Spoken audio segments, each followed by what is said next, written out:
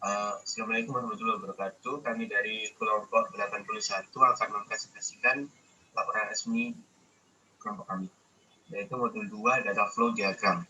Yang pertama adalah latar belakang.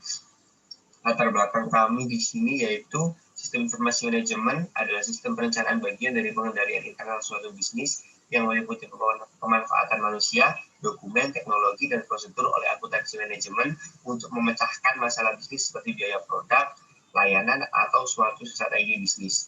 Sistem informasi manajemen dibedakan dengan sistem informasi biasa karena SIM digunakan untuk menganalisis sistem informasi lain yang diterapkan pada aktivitas operasional organisasi. Sistem informasi manajemen secara umum digunakan oleh organisasi untuk mengelola semua transaksi yang mendukung fungsi manajemen dan dapat berguna untuk pengambilan keputusan. Next.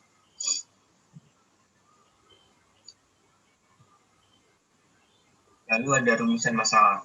Rumusan masalah yang kami ambil dalam praktikum modul 2 ini adalah bagaimana perancangan DFD pada sistem informasi manajemen penjualan pet shop. Lalu yang ketiga ada tujuan praktikum.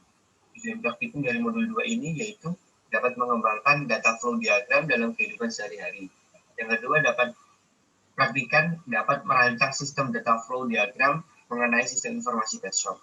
Yang terakhir, praktikan dapat mengaplikasikan konsep sistem informasi penjualan pet shop dalam kehidupan sehari-hari.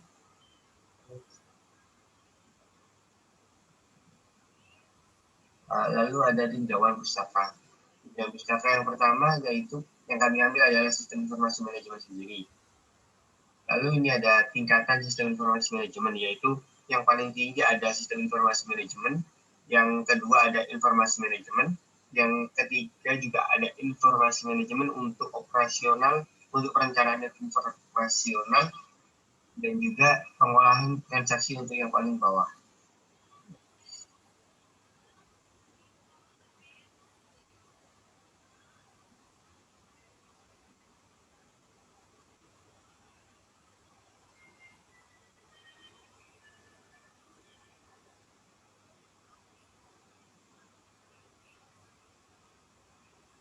Lalu yang kedua ada pengertian data flow diagram yang ada di modul ini.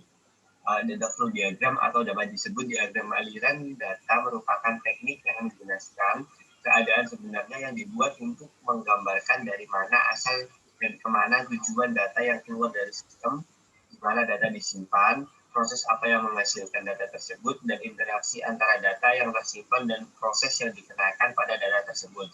Menurut Solivin 2017.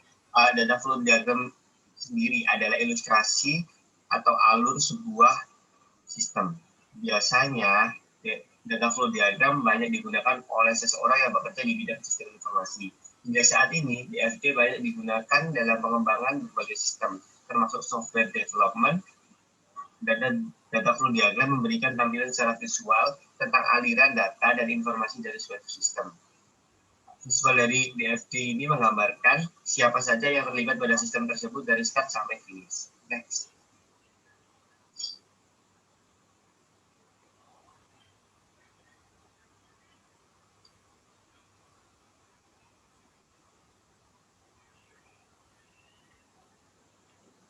Lalu yang ketiga ada simbol-simbol yang ada dalam data flow diagram. Data flow diagram dalam proses pembuatan data flow diagram yang biasa disebut dengan DFD digunakan simbol yang dapat memvisualisasikan yang komponen yang diperlukan untuk pembuatan DFD itu sendiri. Berikut adalah gambaran simbol-simbol yang digunakan dalam pembuatan data flow diagram atau biasa disebut DFD menurut Imanuddin 2020. Yang pertama ada simbol persegi panjang yang menggambarkan entity. Lalu ada panah yang menggambarkan data flow. Lalu ada apa itu? Proses. Proses itu biasanya bulat ya, tapi ini di sini kita nggak tahu apa itu. Lalu ada data store, kotak yang ada tulisannya.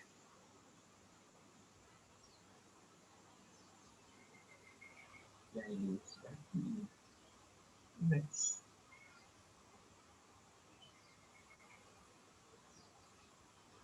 Oh iya, data flow diagram sendiri terbagi simbolnya terbagi menjadi 4, yaitu entity, proses, aliran data dan juga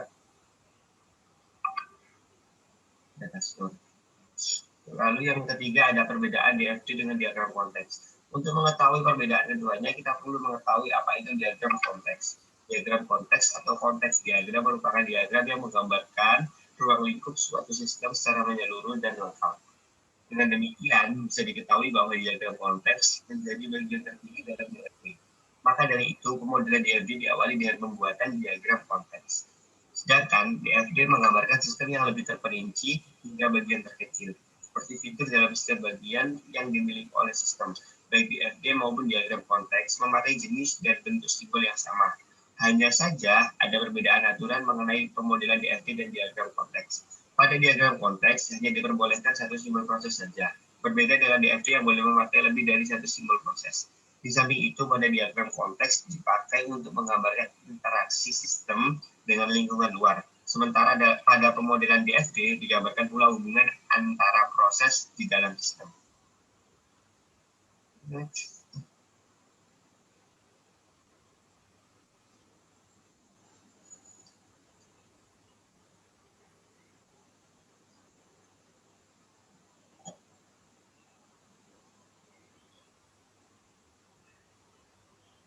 Yang kelima ada jenis-jenis data flow diagram. Berikut ini adalah beberapa jenis dari data flow diagram yang masing-masing memiliki perbedaan namun saling terhubung. Jenis DFT terdiri dari 3 macam, yaitu berdasarkan tingkatan levelnya, yaitu DFT level 0 atau konteks diagram, lalu ada DFT level 1 dan DFT level 2. Next.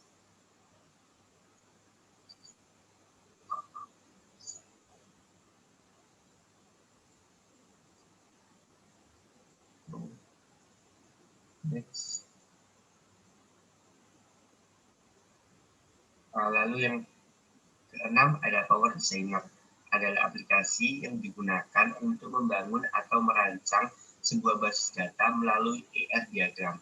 Merancang sistem melalui data flow diagram serta mampu membuat program aplikasi. Dalam Power Designer, ada beberapa macam pemodelan data yang digunakan untuk perancangan basis data. Di antaranya pertamanya konseptual data model. Adalah model yang dibuat berdasarkan anggapan bahwa dunia nyata terdiri dari koleksi objek-objek dasar yang dinamakan entitas serta hubungan antara entitas-entitas itu. Sementara itu, kedua physical data model yaitu model yang menggunakan sejumlah tabel untuk menggambarkan data serta hubungan antara data-data tersebut. Next.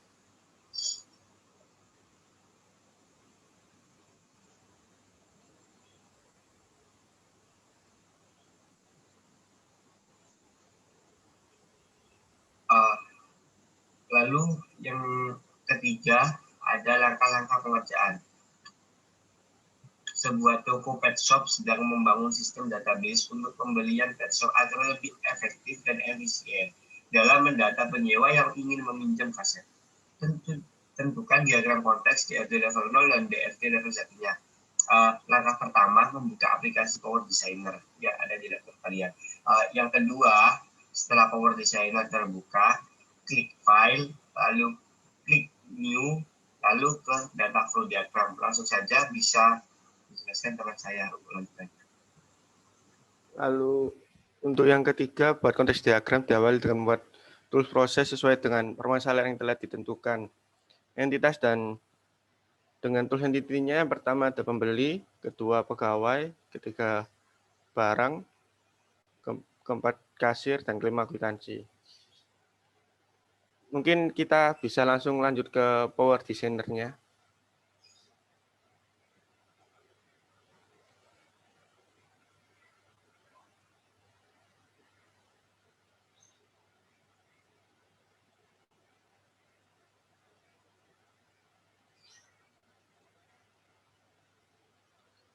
Langkah yang pertama tadi, kita akan membuat filenya terlebih dahulu. Open file, new model,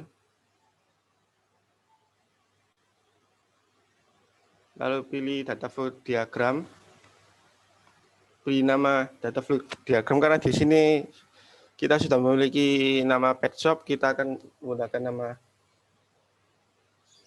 pet shop 2.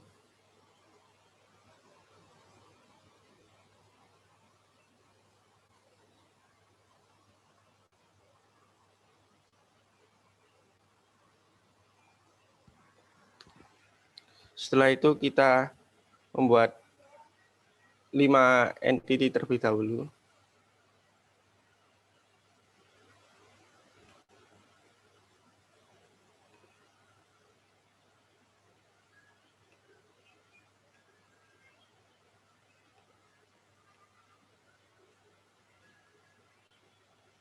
Lalu dengan satu proses dengan masing-masing entity memiliki nama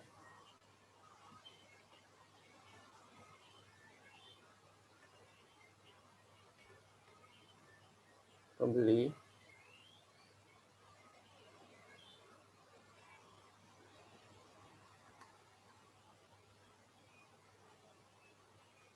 Lalu entity kedua memiliki nama member. Entity ketiga memiliki nama barang. Entity keempat memiliki nama admin.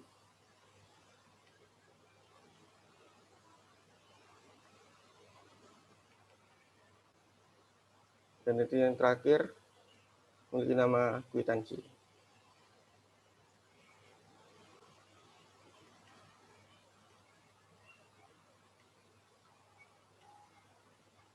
Lalu untuk prosesnya kita beri nama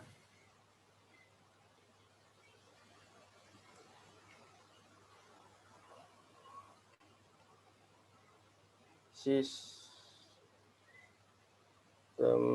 informasi pet shop 2. Lalu kita beri flow dari pembeli ke sistem informasi pet shop, lalu pet shop kembali ke pembeli, lalu dari member ke sistem pet shop, sistem informasi pet shop ke pembeli.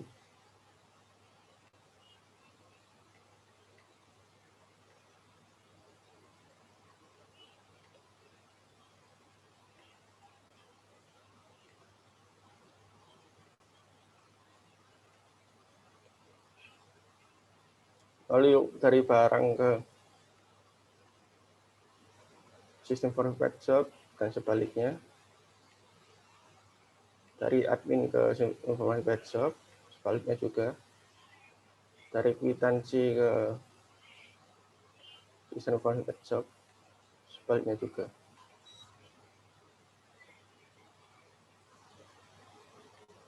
Lalu kita akan memasukkan ke dalam flow namanya.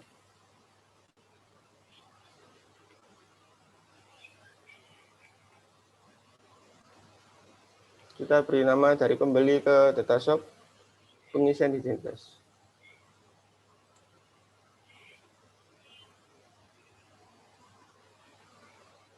Kita klik OK. Lalu dari sistem informasi pet shop, kita menuju ke pembeli. Kita beri nama validasi identitas. Lalu lakukan cara yang sama kepada semuanya, kepada member, barang, admin, dan kwitansi. Lalu kita munculkan namanya dengan cara klik kanan, format, konten, dan nama. Maka namanya akan keluar. Kita lakukan lagi, berulang kepada yang lainnya juga. Klik kanan, format, konten, dan nama.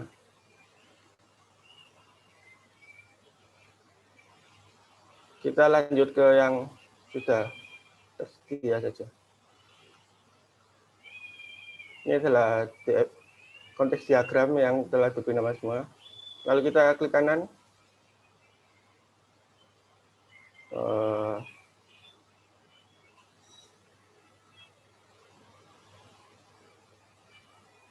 Kita lakukan dekompres.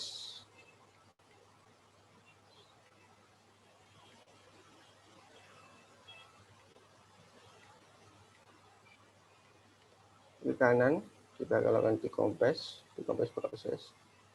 Nah, setelah dekompres proses, kita akan melakukan open diagram. Secara open diagram, kita akan diberi 5 entitas.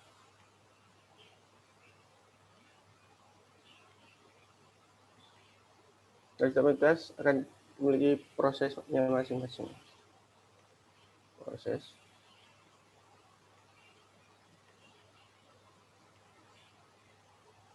Lalu diberi flow seperti tadi.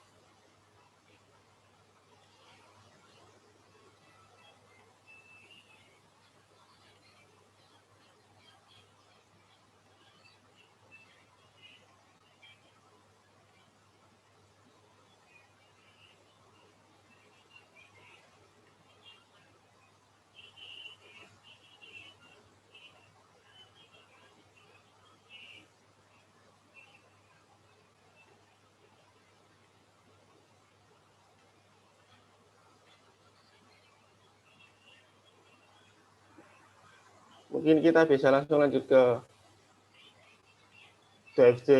Ini adalah DFD level 0, kita mungkin bisa lanjut ke DFD level 0 kita yang sudah jadi. Caranya sama, kita tinggal menambahkan file data. Di sini di data flow diagram ada data store, kita isi. Kita isi flow-nya dari pembeli ke proses admin, member ke proses admin, dan sebaliknya.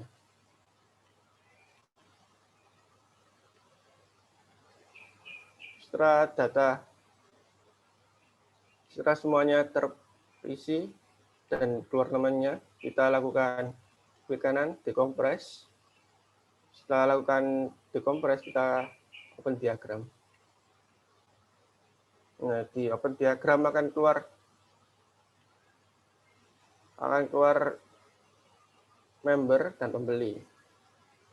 Kita coba yang satunya tadi.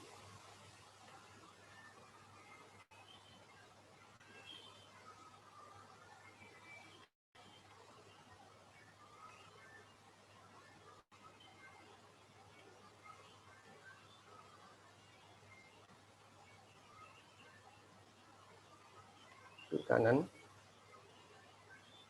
dekompres proses, lalu open diagram. Keluar seperti ini, lalu kita beri proses. Proses dari ini adalah diagram level 1. Prosesnya tidak boleh sama dengan diagram, ini adalah diagram level 2. Prosesnya tidak boleh sama dengan diagram level 1. Kita harus memilih nama yang berbeda. Kita beri flow.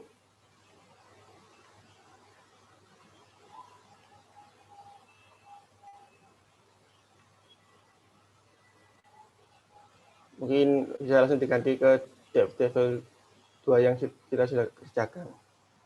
Ulangi langkah-langkah semuanya dari proses yang lainnya. Dari proses pengecekan, kita klik kanan, dekompres, lalu open diagram. Karena kita sudah mengerjakan, kita akan keluar seperti ini. Tidak boleh sama antar proses.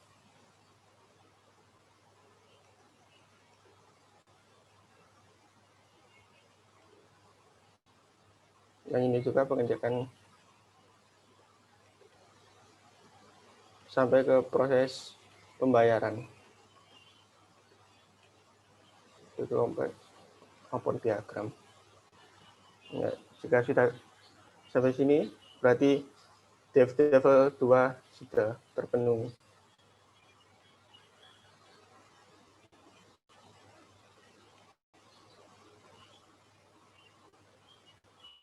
Kita langsung lanjutkan ke output diagram bab 4 hasil dan pembahasan. Output program sistem informasi penjualan pet shop. Adapun output program pada sistem informasi penjualan pet shop adalah berikut. Gambar 41 print out diagram konteks sistem informasi penjualan pet shop. Gambar 4.2 print out DFT level 0 informasi penjualan pet shop. Gambar 4.3 print out DFT level 1 proses dekompres kelengkapan administrasi. Ini gambar 4.4 print out DFT level 1 proses dekompres pengecekan data. Gambar print out 4,5 DFT level 1 proses dekompres pengecekan barang ulang.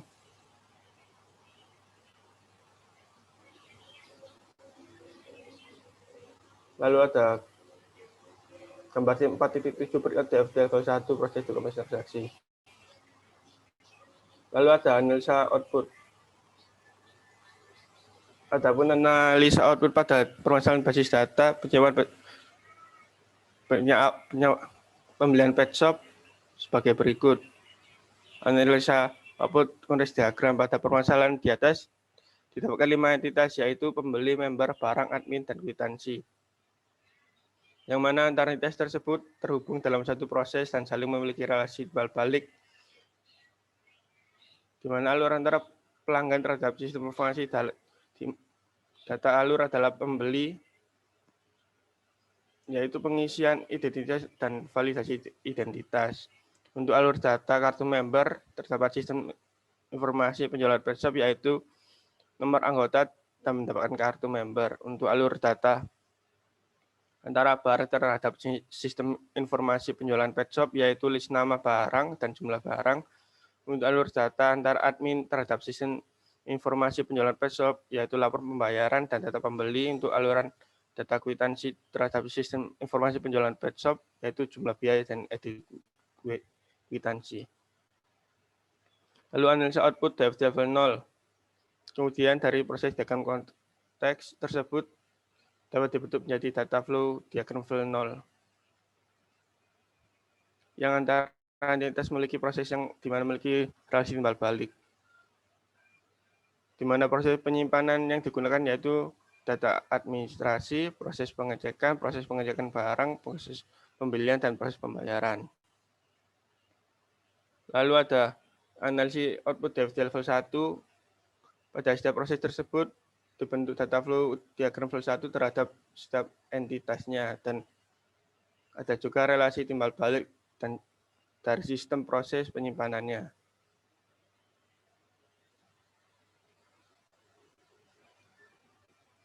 Kita masuk ke bab 5 kesimpulan dan saran.